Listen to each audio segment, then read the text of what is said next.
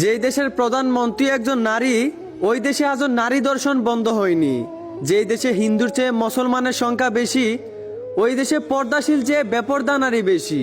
যেই দেশে হাজারো শহীদ রক্ত দিয়েছে শুধু এই বাংলা ভাষার জন্য, সেই দেশে আজ বাংলা ভাষায় কথা বললে মানুষ মূর্খ বলে।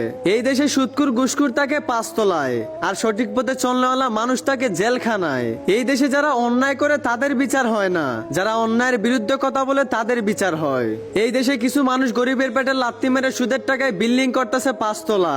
সমাজের লোক তাদের নাম দেয় আবার মানবতার ফেরিওয়ালা। এই মুসলমানের দেশে ইসলামের বিরোধী দল ইসলামের বিরোধিতা কইরা ভালোই আছে বেশ, মাঝপথে উচিত কথা বলতে যাইয়া আলেমদের জীবন হয় জেলখানায় শেষ। এই দেশের বিচারকরা এক কাপ চায়ের কাছে বিক্রি হয়ে যায়, আবার এই দেশের মানুষ উচিত বিচার খুঁজে। আরে বোকা মানুষ, এই দেশে যদি উচিত বিচার হইতো তাহলে আজ আলেম উলামারা থাকতো না জেলে।